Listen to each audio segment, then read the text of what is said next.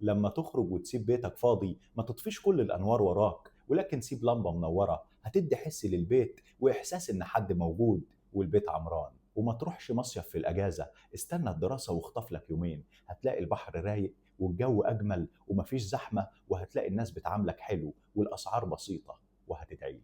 وإن كان ولابد إنك تشرب الحاجة الساقعة والصودا يبقى يا ريت تشربها بشفاطة، ما تشربهاش كده على طول. ليه؟ علشان سنانك ما تتأثرش مع الوقت وتوجعك. ولو انت يا سيدي كيف شاي وقهوة وفي نفس الوقت مش عاوز تسهر، يبقى ما تنساش وانت بتشربهم تشرب معاهم كوباية مية. المية بتقلل تأثير الكافيين اللي موجود في الشاي والقهوة واللي بيساعد على السهر.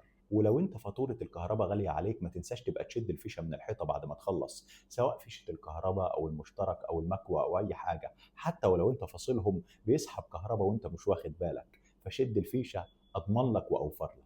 ولما تيجي تشيل اي حاجة من على الارض سواء تقيلة او خفيفة، اتني ركبتك وانزل لها وما تنزلش بظهرك وتتنيه، الظهر ما يتعوضش. يا ريت تسجل مواعيد دواك على منبه التليفون وما تعتمدش على الذاكرة، الذاكرة خوانة. أي صلصة زبادي جبن شيبسيات ما تاخدش من أول الرف، وده لأن الصلاحية الأقدم دايما بتبقى قدام علشان تتسحب، ولكن خد من اللي جوه، وده لأن الأجدد بيكون جوه علشان ما يتشافش وما يتسحبش الأول. ولما تيجي تشتري لبس ما تشتريش في أول الموسم وتتلهف، ولكن استنى لآخر الموسم، العروض بتبقى كتير فتبقى كسبت حاجتين، الجودة والسعر. وعود نفسك دايما مهما كنت همدان انك تحضر اللبس اللي هتلبسه تاني يوم من بالليل، علشان تصحى رايق وهادي مش متوتر ولا توتر وتكهرب اي حد حواليك. ويا ريت برضه تكون راسي، لما تيجي تشتري اي حاجه ما تقولش ايوه هي دي عايزها ضروري، طبيعي السعر ما ينزلش بعدها ابدا.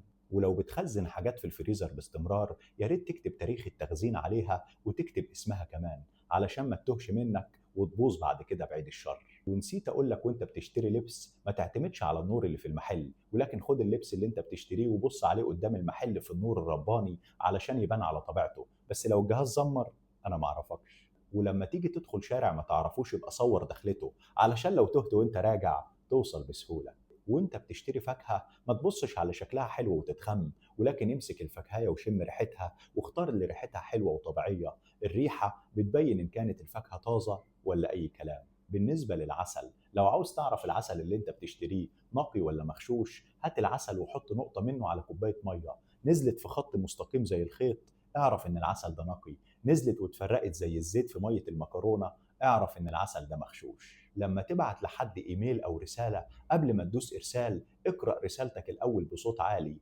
لانك لما تقراها هتكتشف اي خطأ املائي او خطأ في اسلوب كلامك وهتعدله.